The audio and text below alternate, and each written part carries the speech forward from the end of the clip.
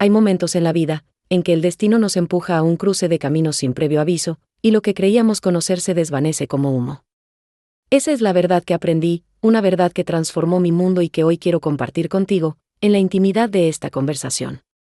Prepárate, porque lo que estás a punto de escuchar es una de esas historias reales que te dejarán pensando en el verdadero valor de la herencia familiar y en los secretos ocultos que nuestras propias familias pueden guardar. Nuestra familia, los Silva, estábamos al borde del abismo. No es una exageración. La palabra, quiebra, susurraba en cada rincón de nuestra casa, en cada mirada preocupada de mis padres, en el silencio tenso de las cenas. La empresa de mi padre, que había sido el orgullo de la familia por décadas, se desmoronaba. Las deudas crecían como una mala hierba, asfixiando cualquier esperanza. Quizás tú también has sentido esa presión, esa necesidad de un cambio radical, esa urgencia por encontrar una salida cuando todo parece perdido. Es un sentimiento que te consume, te lo aseguro. En esos momentos, la desesperación puede hacer que veamos soluciones donde solo hay espejismos, o que ignoremos las advertencias más claras. En medio de esta tormenta, llegó la noticia. Un abogado, con un semblante serio, nos informó sobre la herencia de mi tía abuela Aurora. Dona Aurora, para nosotros, era casi una leyenda, una figura lejana y enigmática. Vivía recluida en una vieja hacienda a las afueras del pueblo, una propiedad de la que se decía que estaba en ruinas, casi abandonada. El chismorreo familiar la pintaba como una mujer excéntrica, solitaria y, sobre todo, pobre. La idea de una herencia suya sonaba más a una broma cruel que a una bendición. ¿Qué podría dejarnos una mujer sin nada, en una casa que se caía a pedazos? Esa fue nuestra primera reacción, una mezcla de escepticismo y un toque de humor negro. Pero la situación era tan grave, tan apremiante, que hasta la más mínima posibilidad de salvación era un ancla. La esperanza de vender esa vieja propiedad, por poco que valiera, para saldar una parte de nuestras deudas, se convirtió en nuestra única luz. Era una urgencia que nos empujaba a actuar, a dejar de lado nuestras reservas y a enfrentar lo desconocido. La hacienda de Dona Aurora, con su fama de lugar olvidado, se volvió de pronto el centro de nuestras esperanzas. El día que llegamos a la hacienda, el aire era pesado, como un sudario de polvo y olvido. La casa se alzaba ante nosotros, una silueta sombría contra el cielo. Las ventanas rotas parecían ojos vacíos, y la vegetación salvaje la abrazaba como si quisiera engullirla. Era un lugar que inspiraba tanto respeto como temor. Mis hermanos y yo, junto con nuestros padres, nos miramos. La tarea de limpiar, de intentar hacerla presentable para una posible venta, parecía monumental. Pero la necesidad era más grande que cualquier desánimo. Mientras avanzábamos por los pasillos oscuros, el polvo se levantaba con cada paso, y el silencio era tan profundo que podíamos escuchar el eco de nuestras propias respiraciones. Las relaciones tóxicas familiares que arrastrábamos se hicieron más evidentes en ese ambiente. Las pequeñas fricciones, los resentimientos guardados, comenzaron a surgir. Mi hermano mayor, siempre el más impaciente, se quejaba del trabajo. Mi hermana, más práctica, intentaba organizar la limpieza. Y yo, Elena, me sentía como en una película de misterio, observando cada detalle, buscando algo más allá de la suciedad y el abandono. Fue en una de esas habitaciones, un estudio pequeño y olvidado, donde el destino nos tendió su trampa. Entre pilas de libros viejos y muebles cubiertos con sábanas, encontré un baúl de madera. No era un baúl cualquiera. Estaba cerrado con un candado antiguo, oxidado, pero que aún conservaba su forma. La curiosidad me picó al instante. ¿Qué podría guardar Dona Aurora con tanto celo en un lugar tan desolado? ¿Serían secretos de abuela? Mis padres, al ver el baúl, también sintieron esa punzada de intriga. La urgencia de encontrar algo de valor se mezclaba con la curiosidad por la vida de una mujer que había sido un enigma para todos nosotros. Con algo de esfuerzo, logramos forzar el candado. Dentro, no había joyas ni dinero a la vista. Solo un objeto, un diario. Un diario de tapas de cuero, con las páginas amarillentas por el tiempo. No era un diario común.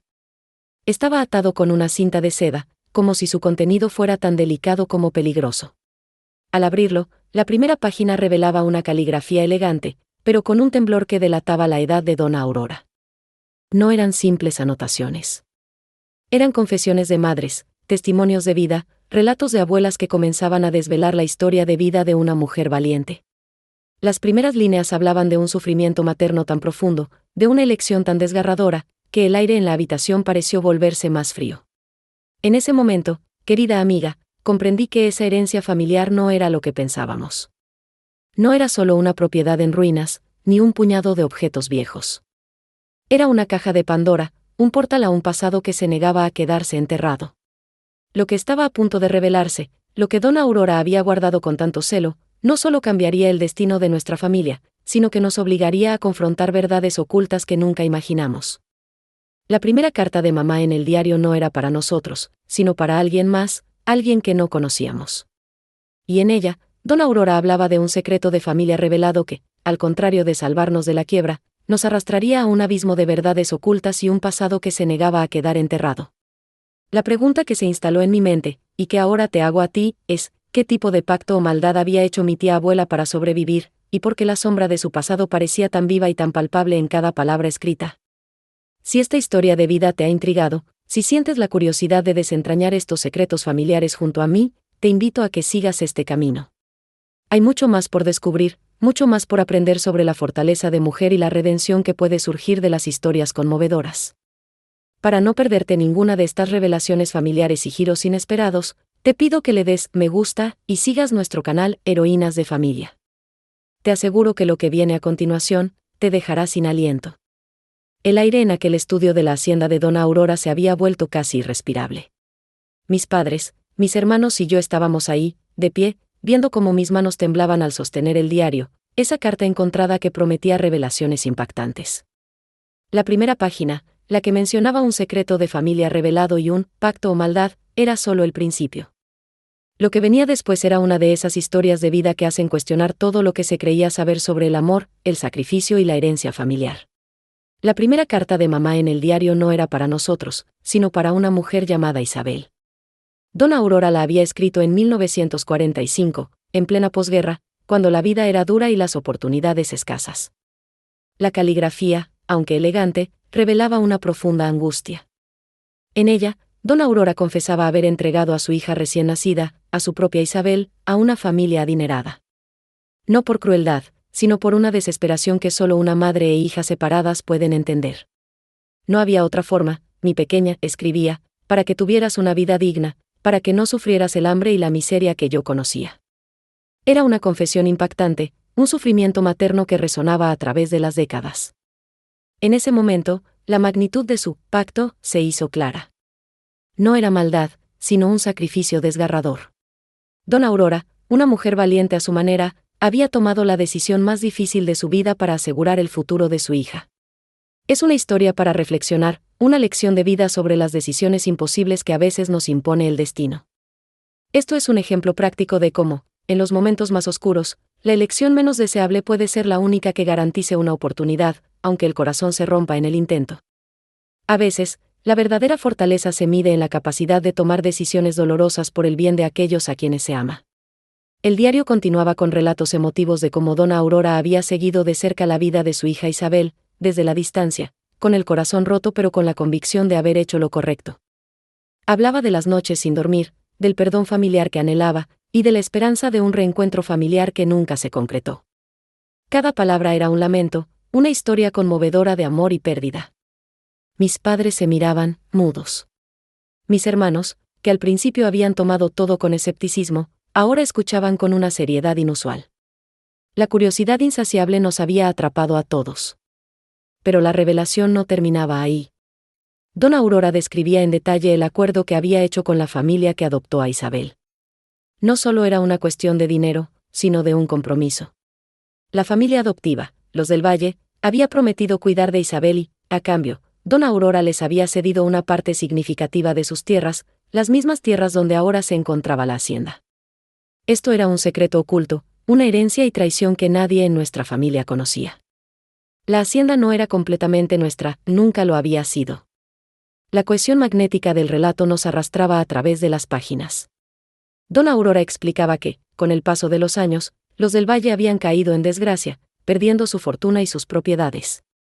Pero la promesa de cuidar a Isabel se mantuvo. Y lo más impactante, Dona Aurora, a pesar de su propia pobreza, había intentado recuperar a Isabel, pero la vida ya las había separado demasiado. Isabel, al crecer, había creído que sus padres adoptivos eran los biológicos, y dona Aurora no quiso romper esa ilusión, viviendo en la sombra, una superación femenina silenciosa y dolorosa. En las últimas entradas de esa sección del diario, dona Aurora hablaba de su arrepentimiento, de cómo había intentado enmendar sus errores, de su búsqueda de redención. Mencionaba que, antes de morir, había dejado una serie de pistas, no solo en el diario, sino escondidas en la propia hacienda, para que su verdad oculta pudiera ser descubierta y, quizás, para que su perdón y reconciliación finalmente llegaran. Solo aquellos con el corazón abierto y la mente dispuesta a ver más allá de las apariencias encontrarán el camino, escribió. Era una promesa de reencuentros inesperados, una invitación a desenterrar más secretos familiares. Mis padres estaban atónitos. La urgencia de nuestra situación financiera se mezclaba ahora con la identificación de un drama familiar mucho más profundo. La hacienda, que creíamos nuestra salvación, era en realidad el epicentro de un misterio que se extendía por generaciones. La autoridad de las palabras de dona Aurora, a través de su diario, nos guiaba hacia un camino desconocido.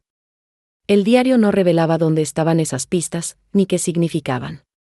Solo había una última frase en esa sección, escrita con una tinta diferente, más reciente, como si hubiera sido añadida justo antes de su muerte: el verdadero tesoro no es de oro, sino de sangre. Búscalo donde el sol nunca toca la tierra. ¿Qué significaba eso? ¿Un tesoro? ¿De sangre? ¿Y dónde era ese lugar donde el sol nunca toca la tierra? La hacienda, que antes era solo una propiedad, se había convertido en un mapa de secretos ocultos, un laberinto de historias para llorar y historias que sanan el alma. Lo que estaba claro es que la supervivencia de nuestra familia dependía ahora no solo de vender la hacienda, sino de desentrañar el enigma de dona Aurora. Y el tiempo, como siempre, corría en nuestra contra. El silencio que siguió a la última frase del diario de dona Aurora fue más pesado que cualquier palabra. El verdadero tesoro no es de oro, sino de sangre. Búscalo donde el sol nunca toca la tierra. Esa frase se clavó en nuestras mentes, una revelación impactante que transformaba nuestra desesperación en una búsqueda febril. Mis padres, mis hermanos y yo nos miramos, la curiosidad insaciable brillando en nuestros ojos, mezclada con una pizca de incredulidad. ¿Un tesoro? ¿En la hacienda? La urgencia de nuestra situación económica se fusionaba ahora con la autoridad de las palabras de nuestra bisabuela, un secreto de familia revelado que prometía cambiarlo todo. Mi padre fue el primero en romper el hechizo. Pero, ¿qué significa, donde el sol nunca toca la tierra? Su voz sonaba ronca. Mi madre, siempre más práctica, sugirió: podría ser un sótano, una cueva, o quizás algún lugar bajo tierra en la misma hacienda. La idea no era descabellada. La hacienda era antigua, llena de rincones olvidados y construcciones que databan de siglos. La identificación con esta búsqueda era inmediata, no era solo por dinero, era por entender nuestra historia, por el perdón familiar que dona Aurora parecía buscar incluso después de muerta. Decidimos empezar la búsqueda de inmediato.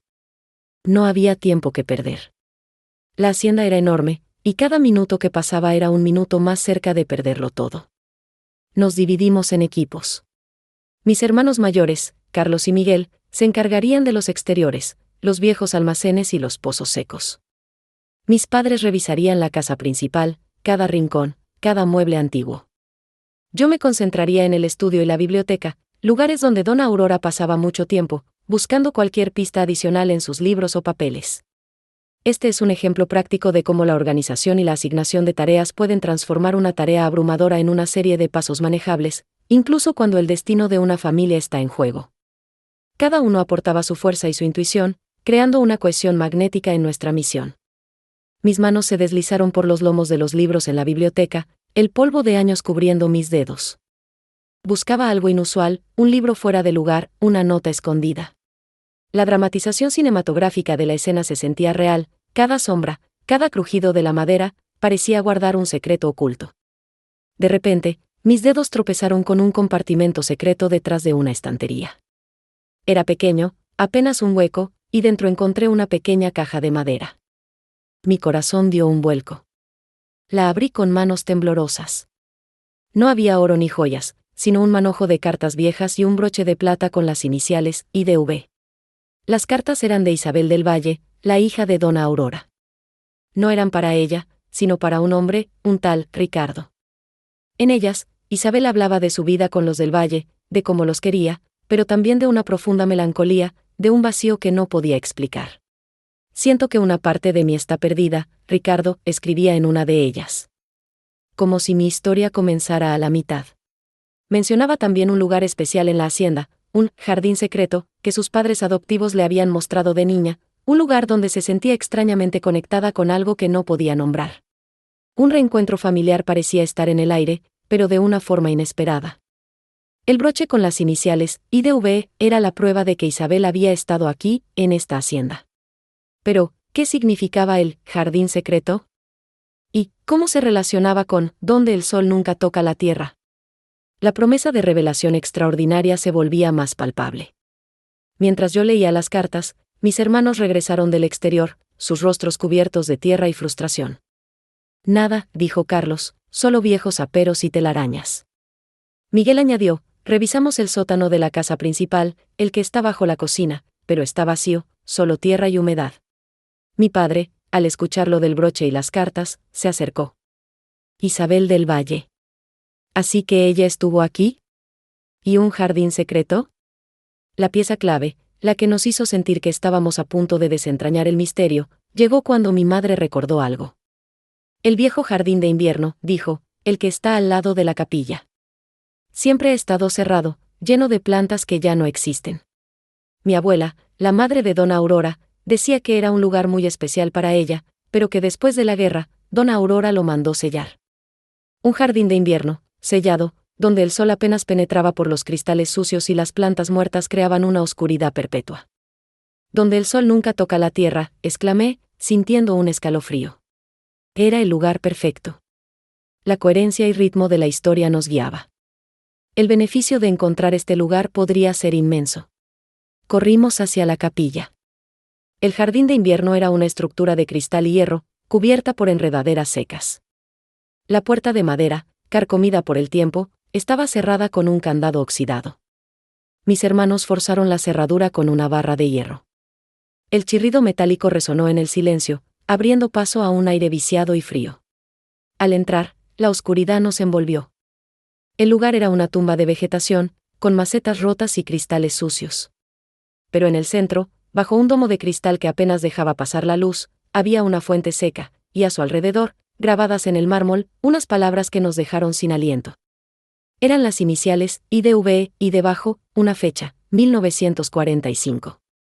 Y justo al lado, una pequeña inscripción que decía, aquí, donde el agua ya no fluye, el verdadero tesoro espera ser descubierto. No es oro, sino una verdad que te liberará. La fuente seca, el jardín sellado, las iniciales de Isabel y la fecha de su nacimiento. Todo encajaba.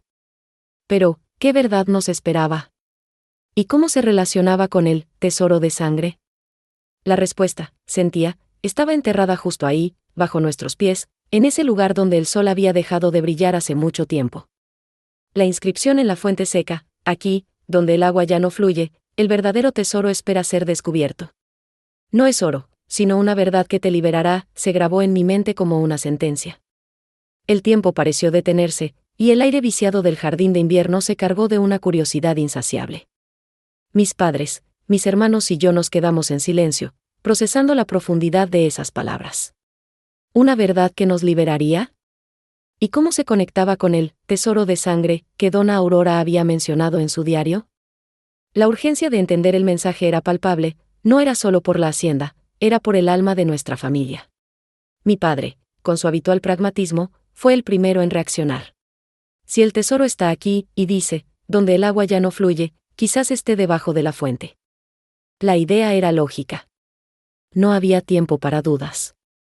Mis hermanos, Carlos y Miguel, buscaron herramientas en el viejo cobertizo, palas, picos, lo que fuera útil. Mientras ellos se preparaban, yo me acerqué a la fuente, pasando mis manos por el mármol frío. La fecha, 1945, y las iniciales, IDV, de Isabel del Valle, la hija adoptiva de Dona Aurora, me susurraban una historia incompleta. La identificación con Isabel crecía, sentía que, de alguna manera, su búsqueda de identidad se reflejaba en la nuestra. El trabajo fue arduo. La tierra bajo la fuente estaba compactada por décadas de abandono. Cada golpe de pico resonaba en el jardín de invierno, creando una dramatización cinematográfica que nos hacía sentir protagonistas de un secreto de familia revelado. Mis padres se turnaban con mis hermanos, y yo ayudaba a retirar la tierra. Era un esfuerzo conjunto, una cohesión magnética que nos unía en la misión. Pensar en cómo la colaboración en momentos de crisis puede multiplicar la fuerza de una familia es un buen ejemplo para cualquiera que enfrente un desafío. Si en tu vida sientes que una tarea es demasiado grande, recuerda que dividirla y pedir ayuda puede hacerla posible.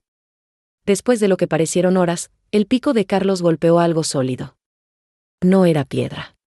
Con cuidado, retiramos más tierra y descubrimos una caja de madera, oscura y húmeda, pero sorprendentemente intacta. La levantamos con sumo cuidado, la promesa de revelación extraordinaria llenando el ambiente. La abrimos. Dentro, no había oro ni joyas, sino un paquete de papeles amarillentos y un pequeño medallón de plata.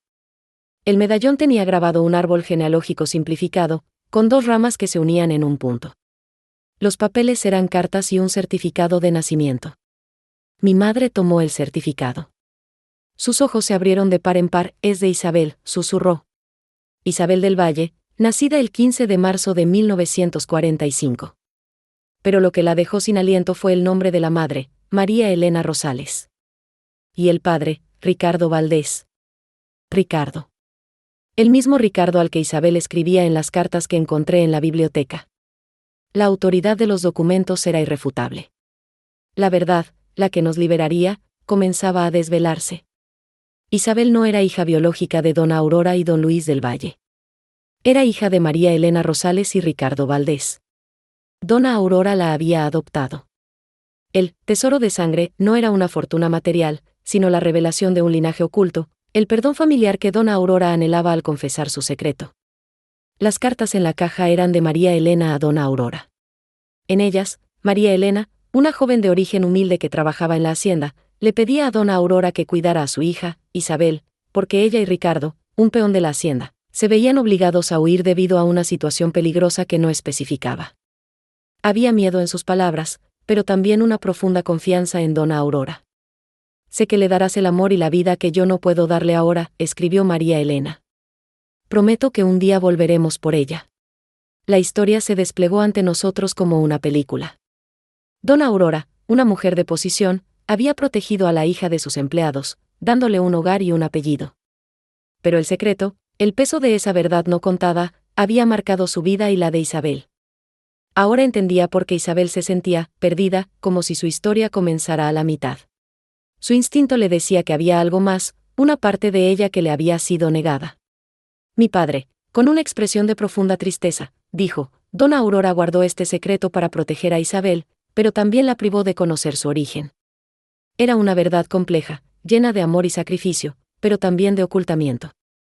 Esta revelación nos enseñaba que, a veces, las intenciones más nobles pueden tener consecuencias inesperadas.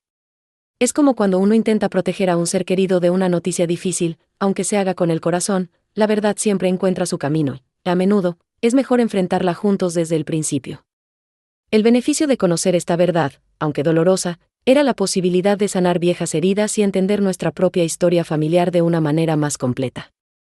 El medallón, con su árbol genealógico, parecía ser un mapa de esa verdad. 2 ramas que se unían. La familia del Valle y la familia Rosales Valdés. Isabel era el puente. Pero, ¿qué había pasado con María Elena y Ricardo? ¿Habían regresado alguna vez? ¿Había Isabel llegado a conocer a sus padres biológicos? La hacienda estaba a punto de ser subastada, y ahora, además de la crisis económica, teníamos un misterio familiar que desentrañar. Mientras el sol comenzaba a ponerse, proyectando largas sombras a través de los cristales rotos del jardín de invierno, una nueva pregunta se cernía sobre nosotros. Si Isabel era hija de María Elena y Ricardo, ¿quiénes eran ellos realmente? Y lo más importante, ¿dónde estaban ahora, o qué había sido de ellos? El tesoro de sangre no era el final de nuestra búsqueda, sino el inicio de una mucho más profunda, una que nos llevaría a los verdaderos orígenes de Isabel y, quizás, a la clave para salvar nuestro hogar. La revelación del certificado de nacimiento de Isabel, con los nombres de María Elena Rosales y Ricardo Valdés como sus padres biológicos, fue como si el tiempo se hubiera detenido de nuevo. Mis padres se miraron, sus rostros reflejaban una mezcla de asombro y una profunda tristeza. Mis hermanos, Carlos y Miguel, permanecieron en silencio, procesando la magnitud de lo que habíamos descubierto. La hacienda, a punto de ser subastada, ahora guardaba un secreto aún más grande, una historia de amor y sacrificio que se entrelazaba con nuestro propio destino. La curiosidad insaciable por saber qué había pasado con María Elena y Ricardo nos invadió a todos. ¿Por qué huyeron? ¿Qué peligro los acechaba? Tenemos que averiguar más, dijo mi madre, su voz firme a pesar de la emoción. Si Isabel fue su hija, entonces esta historia es parte de la nuestra. La urgencia de encontrar respuestas no era solo por la hacienda, era por la verdad de nuestra familia. Pensé en cómo, a veces, la vida nos presenta desafíos que parecen imposibles, pero cada pista, por pequeña que sea, puede abrir un camino. Es como cuando uno está perdido en un bosque, no se rinde, busca el rastro más tenue, la señal más pequeña. Esa perseverancia es lo que nos lleva a la salida. Decidimos que el primer paso era buscar en los registros antiguos de la hacienda. Quizás dona Aurora, a pesar de su secreto, había dejado alguna otra pista. Pasamos los días siguientes en la biblioteca, entre polvo y pergaminos viejos, buscando cualquier mención de María Elena o Ricardo. Era un trabajo lento, pero cada documento que revisábamos nos acercaba un poco más a entender el pasado. Mi padre se enfocó en los libros de contabilidad, buscando pagos o nombres que pudieran indicar su presencia. Mis hermanos revisaban los diarios de la hacienda, y yo me concentraba en las cartas y papeles personales de dona Aurora. En medio de una pila de recibos viejos, encontré un pequeño cuaderno de cuero, sin título. Al abrirlo, vi una caligrafía diferente a la de dona Aurora. Eran las memorias de un antiguo capataz, don Pedro, quien había trabajado en la hacienda desde joven. Sus escritos eran una narrativa confidencial, un relato de la vida diaria en la hacienda, pero también de los eventos importantes. En una de las páginas, fechada en 1945, leí sobre la desaparición de María Elena y Ricardo. Don Pedro escribía que María Elena y Ricardo eran jóvenes, enamorados y muy trabajadores. Ricardo era conocido por su valentía y su fuerte sentido de la justicia.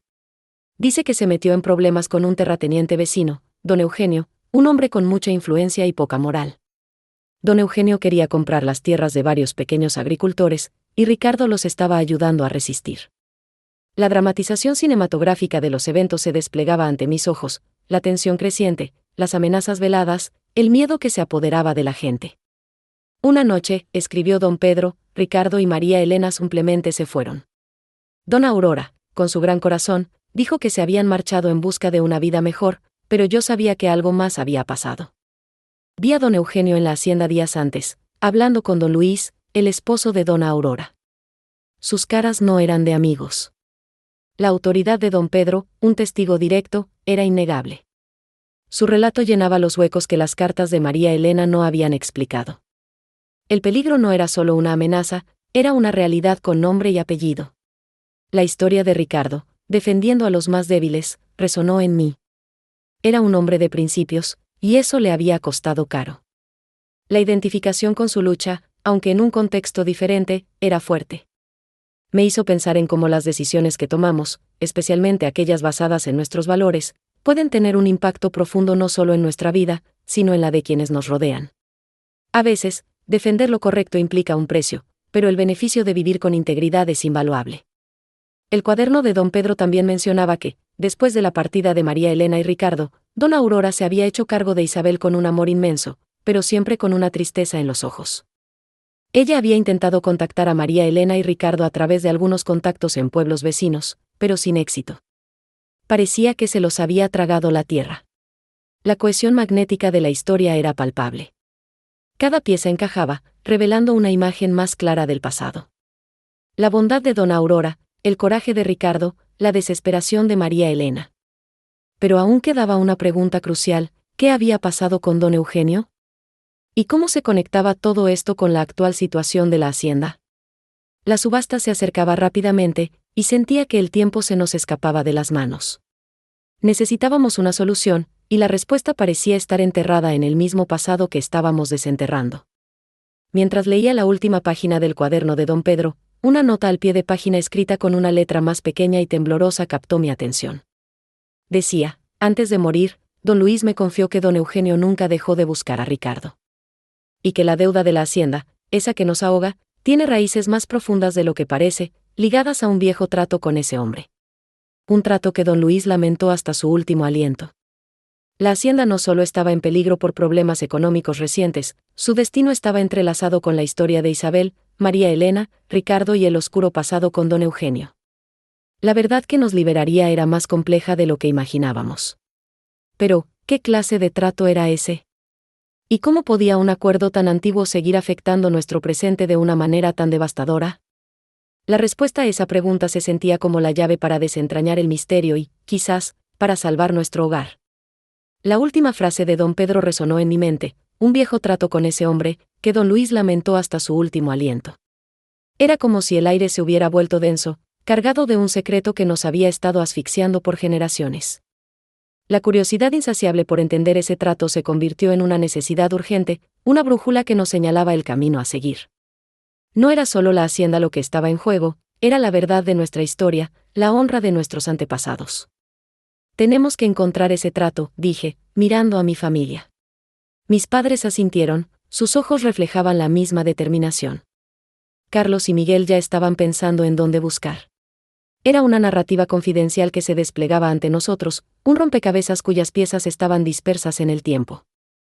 A veces, la vida nos pide que seamos detectives de nuestra propia historia, que escarbemos en el pasado para entender el presente.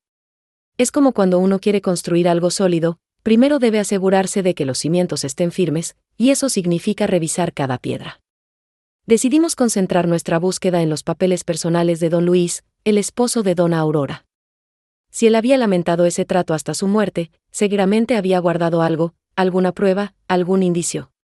La biblioteca de la hacienda, que ya habíamos explorado, tenía un pequeño estudio adjunto que había sido el despacho de don Luis.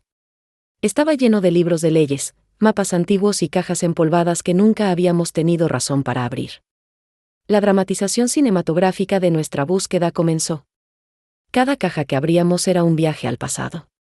Encontramos cartas de amor de dona Aurora, recibos de compras de hace décadas, incluso un álbum de fotos con imágenes de Isabel de niña, sonriendo, ajena a la tormenta que la rodeaba. La identificación con la vida de don Luis y dona Aurora se hacía más profunda con cada objeto. Eran personas reales, con amores y miedos, igual que nosotros. Después de horas, casi cuando la luz del sol comenzaba a desvanecerse, Miguel encontró una caja de metal escondida detrás de unos volúmenes de leyes. Estaba cerrada con un pequeño candado oxidado. Mi padre, con una herramienta, logró abrirlo con cuidado. Dentro, había varios documentos, algunos amarillentos y frágiles. Entre ellos, un sobre grueso con el nombre Eugenio Solís, escrito con una letra fuerte y decidida. Mi corazón dio un vuelco. Era el nombre del terrateniente vecino, el hombre que don Pedro había mencionado en sus memorias. El hombre que había buscado a Ricardo. Con manos temblorosas, saqué el documento principal del sobre. Era un contrato, fechado en 1946, un año después de la desaparición de María Elena y Ricardo. La autoridad del documento era innegable, su lenguaje legal, aunque antiguo, era claro. El contrato detallaba un préstamo considerable que don Eugenio había otorgado a don Luis. Las condiciones eran draconianas. Si don Luis no pagaba el préstamo en un plazo de 10 años, una parte significativa de la hacienda pasaría a ser propiedad de don Eugenio. Pero lo más impactante no era el préstamo en sí, sino una cláusula adicional, escrita a mano y firmada por ambos, en caso de incumplimiento, y como compensación adicional por los daños causados por el incidente de 1945, la familia Solís tendrá derecho preferente sobre la hacienda en cualquier venta futura, y la deuda se considerará transferible a los herederos de don Luis hasta su total cumplimiento. El incidente de 1945 era, sin duda, la huida de María Elena y Ricardo, y la resistencia de Ricardo contra don Eugenio. Don Luis había asumido una deuda gigantesca, no solo económica, sino moral, para proteger a alguien o algo. La urgencia de entender todo se hizo más palpable. Este contrato no era solo un papel viejo, era la raíz de nuestra actual desgracia, la soga que nos apretaba el cuello.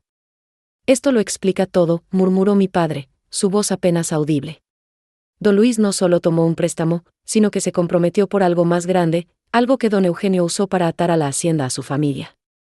El beneficio de esta revelación era que ahora sabíamos contra qué estábamos luchando. No era solo un banco, era una historia de venganza y poder que se había perpetuado por décadas.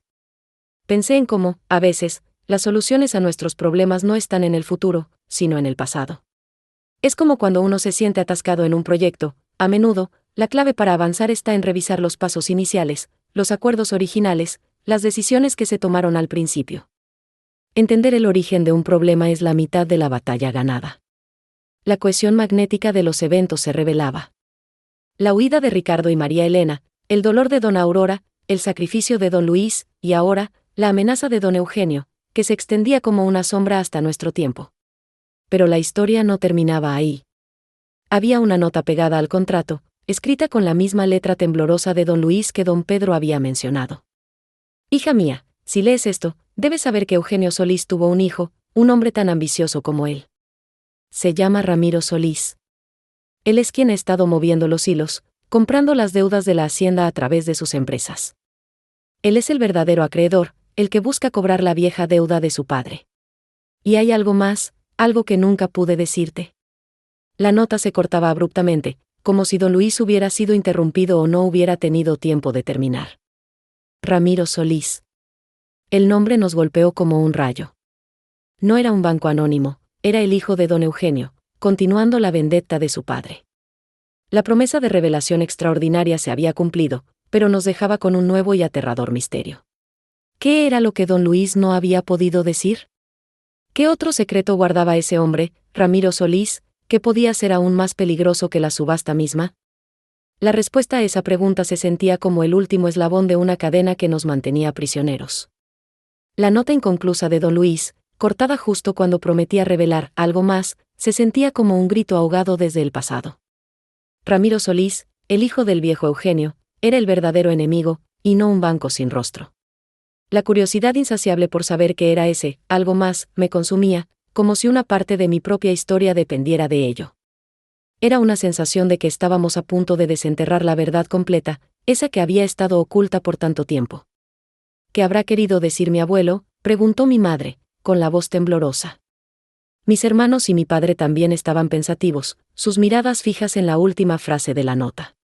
Era una narrativa confidencial que se había transmitido a través de generaciones, esperando el momento justo para ser descubierta. A veces, la vida nos pone frente a un misterio que parece imposible de resolver, pero cada pieza encontrada, por pequeña que sea, nos acerca a la verdad. Es como buscar una aguja en un pajar, uno no se rinde, sigue buscando con paciencia, sabiendo que en algún punto la encontrará. Decidimos que lo primero era investigar a Ramiro Solís. Si él era el verdadero acreedor, debíamos entender cómo operaba, qué tipo de hombre era. La urgencia era palpable. La subasta se acercaba, y no podíamos permitirnos perder más tiempo.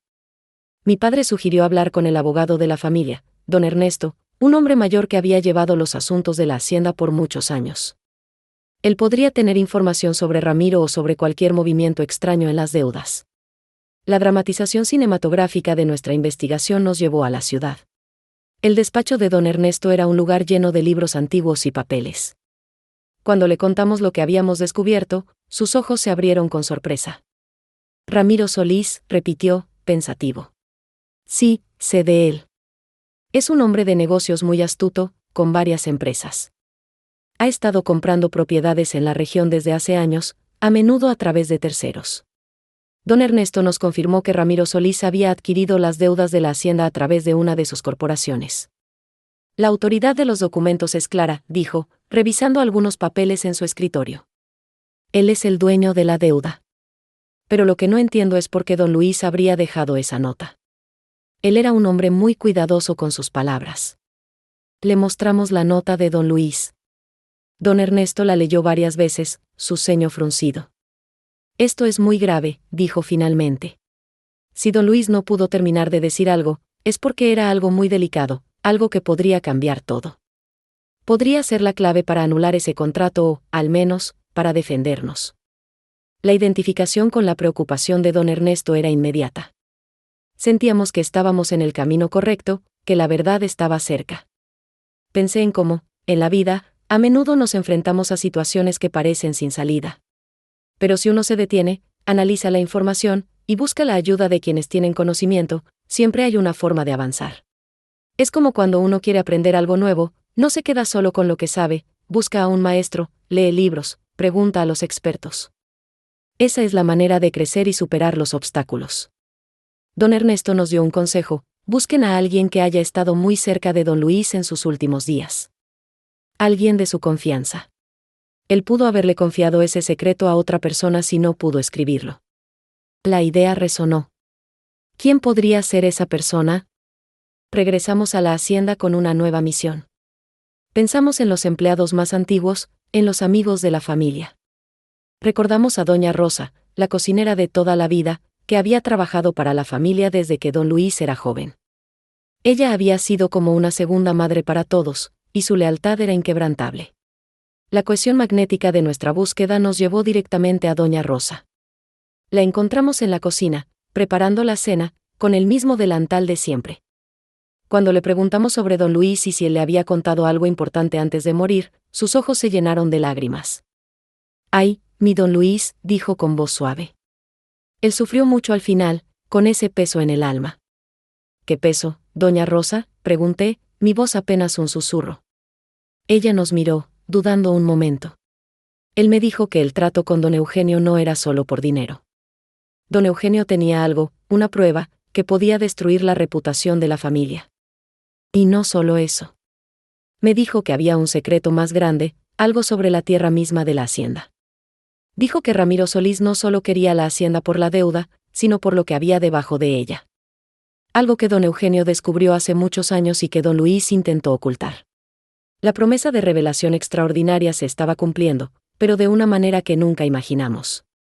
«¿Qué hay debajo de la tierra, doña Rosa?», preguntó mi padre, su voz llena de asombro. Ella bajó la mirada, como si el secreto fuera demasiado pesado para sus hombros. Don Luis me dijo que don Eugenio encontró un yacimiento. No me dijo de qué, pero que era algo muy valioso. Y que Ramiro lo sabe. Por eso quiere la hacienda a toda costa. Un yacimiento. La palabra flotó en el aire, cargada de implicaciones. La hacienda no era solo tierra de cultivo, guardaba un tesoro escondido. El beneficio de esta información era inmenso. Si había algo valioso bajo la tierra, eso cambiaba todo. Pero también aumentaba el peligro. Ramiro Solís no solo buscaba venganza, buscaba riqueza. Y lo que don Luis no pudo decir, lo que doña Rosa nos reveló, era que el verdadero valor de la hacienda no estaba en su superficie, sino en lo que ocultaba en sus profundidades. La subasta ya no era solo una amenaza económica, era una carrera contra un enemigo que conocía un secreto que nosotros apenas empezábamos a entender. Un yacimiento. La palabra se quedó suspendida en el aire de la cocina, pesada y llena de un significado que cambiaba todo lo que creíamos saber. La hacienda, nuestra casa, no era solo tierra de cultivo, era un cofre de secretos, y Ramiro Solís no solo quería la deuda, sino lo que había debajo. La curiosidad insaciable por saber qué era ese tesoro oculto nos invadió a todos, como si de repente el suelo bajo nuestros pies se hubiera vuelto un misterio.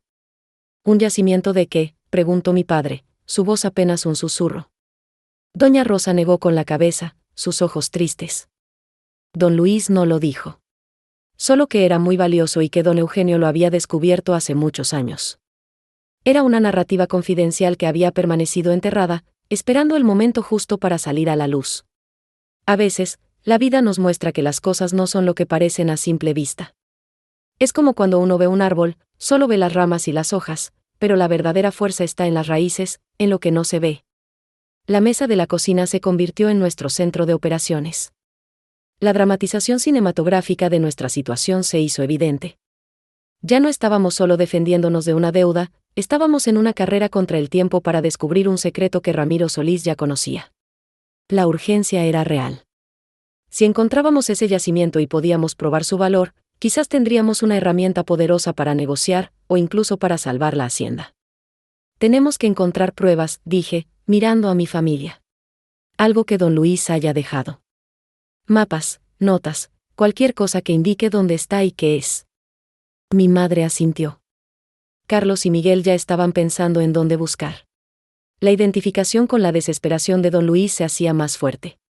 Él había intentado proteger este secreto, y ahora era nuestra responsabilidad. Pensé en cómo, en la vida, a veces uno se encuentra con un problema que parece imposible.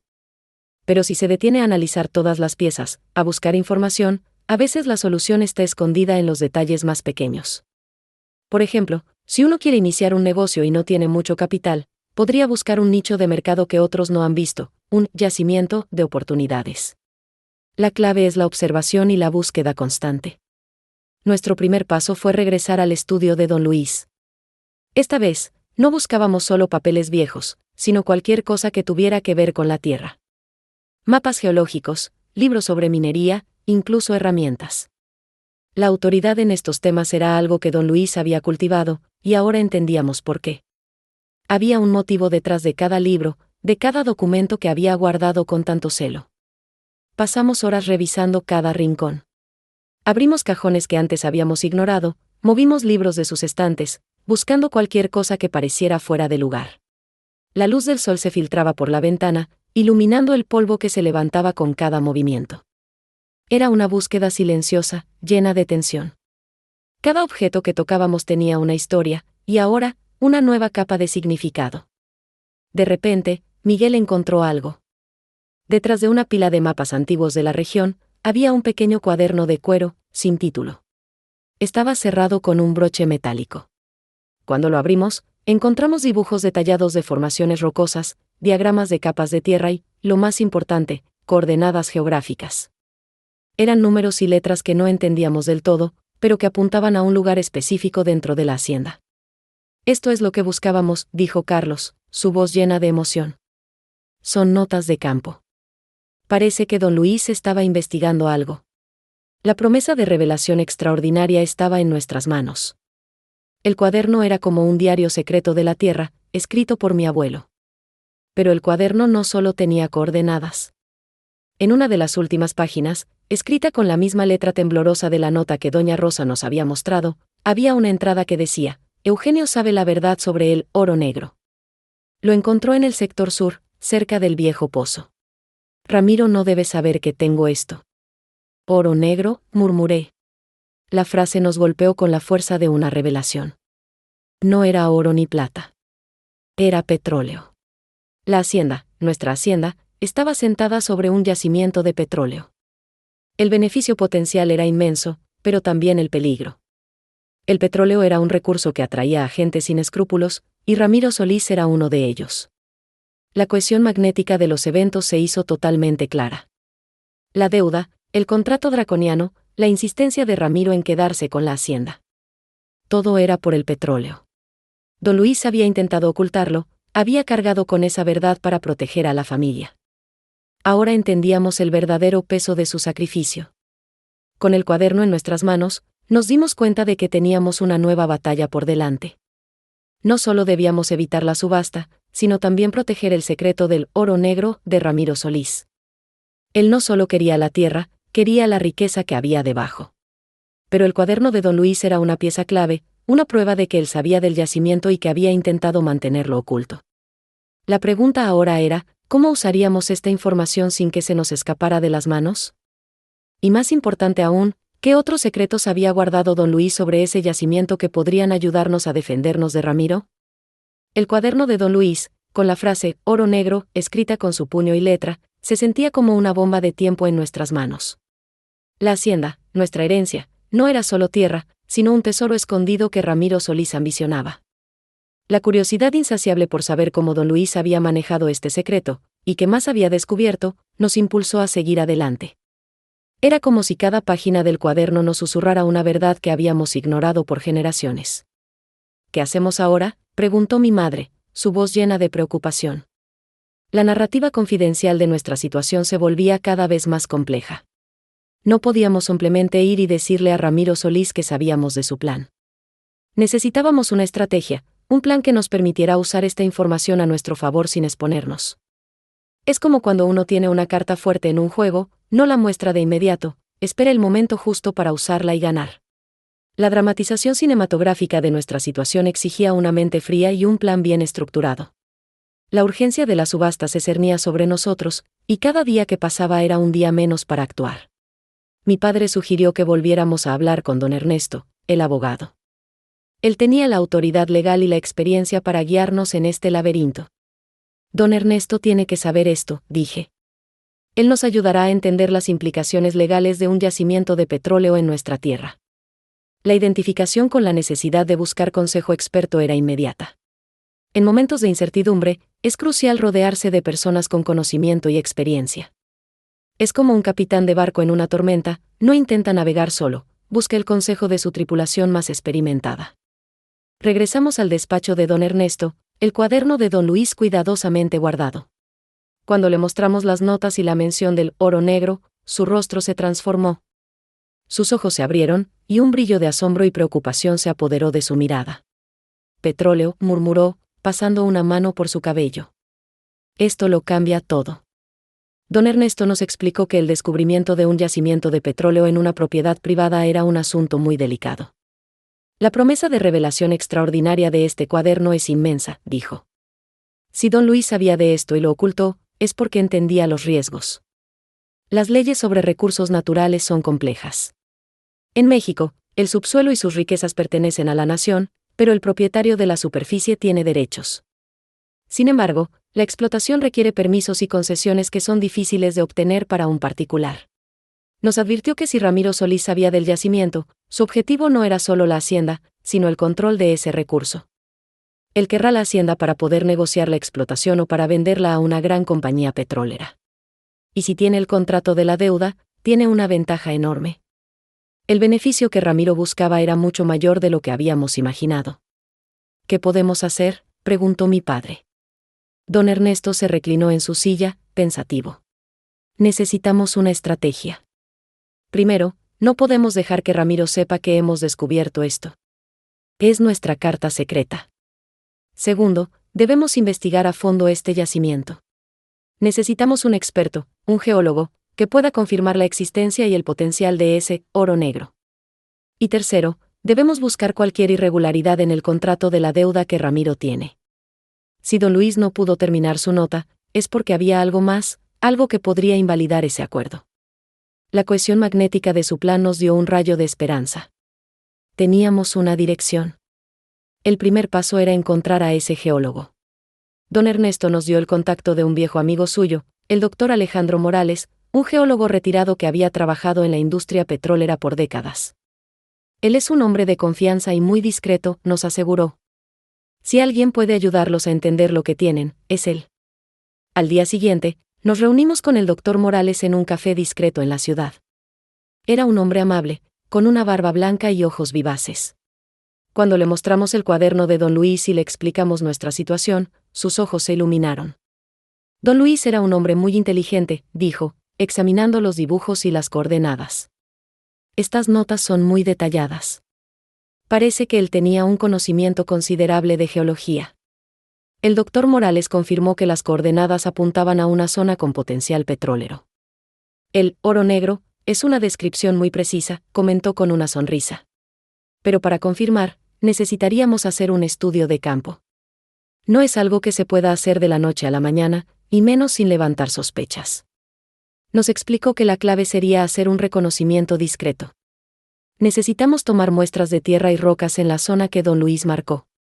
Pero sin que nadie se dé cuenta. Especialmente Ramiro Solís. La urgencia de la situación se mezclaba con la necesidad de actuar con sigilo. «¿Cómo podemos hacer eso sin que nadie sospeche?», preguntó Carlos. El doctor Morales pensó por un momento. «Podríamos decir que estamos haciendo un estudio para mejorar la calidad del suelo para la agricultura.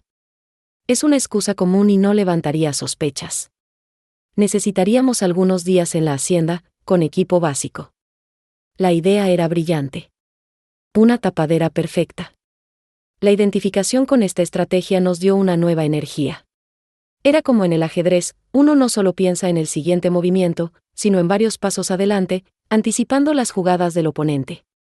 Regresamos a la hacienda con un plan. El doctor Morales vendría en unos días, y nosotros lo ayudaríamos a estudiar el suelo para la agricultura. Mientras tanto, seguiríamos revisando los papeles de don Luis, buscando cualquier otra pista. Pero la pregunta que seguía rondando en mi cabeza era, si don Luis había ocultado este secreto por tanto tiempo, ¿qué tan peligroso era realmente? ¿Y qué pasaría si Ramiro Solís descubría que nosotros también sabíamos del oro negro? La siguiente jugada de Ramiro Solís podría ser más peligrosa que una simple subasta. La llegada del doctor Morales a la hacienda se sintió como un rayo de esperanza bajo un cielo nublado. La apertura hipnótica de aquel día comenzó con el sonido de su camioneta deteniéndose frente a la casa, un momento que congeló el tiempo para todos nosotros. Sabíamos que lo que haríamos a continuación determinaría el futuro de nuestra familia. La curiosidad insaciable por lo que el suelo de nuestra hacienda podía esconder nos mantenía en vilo, pero también nos llenaba de una determinación silenciosa. «Buenos días», dijo el doctor Morales con una sonrisa amable, bajando de su vehículo. Su presencia irradiaba una autoridad tranquila. Vestía ropa de campo, pero sus ojos mostraban la agudeza de un científico. Nos explicó que, para que el plan funcionara, debíamos actuar con total naturalidad. Vamos a hacer un estudio de suelo para mejorar la producción agrícola, nos recordó. Esa es nuestra historia para cualquier persona que pregunte. La narrativa confidencial de nuestra misión se desarrollaba bajo la atenta mirada de los peones de la hacienda, quienes, sin saberlo, eran parte de nuestra coartada. Ver al doctor Morales con sus herramientas, tomando muestras de tierra, nos hizo sentir como si estuviéramos en una película. La dramatización cinematográfica de cada movimiento era palpable. Mi padre, Carlos y Miguel ayudaban al doctor, siguiendo sus instrucciones con una seriedad que no era solo por el trabajo, sino por el peso de lo que buscábamos. Mientras el doctor Morales trabajaba, yo pensaba en cómo, en la vida, a veces las soluciones a nuestros problemas más grandes no están donde esperamos. A menudo, requieren que miremos más allá de lo evidente, que busquemos el consejo de quienes tienen autoridad en un campo específico. Por ejemplo, si una persona tiene un problema de salud, no intenta curarse sola, busca a un médico. De la misma manera, nosotros necesitábamos la guía de un geólogo. Es una lección importante, reconocer cuando necesitamos ayuda externa y saber a quién acudir. La urgencia de la subasta se sentía en cada minuto que pasaba. El doctor Morales trabajó sin descanso durante 2 días, recorriendo la zona sur de la hacienda, la misma que don Luis había marcado en su cuaderno. Tomó muestras de tierra, examinó las rocas, y usó equipos especiales para medir la composición del subsuelo. Nosotros, con la identificación de su propósito, lo observábamos con una mezcla de ansiedad y esperanza. Cada vez que el doctor anotaba algo en su libreta, sentíamos un escalofrío.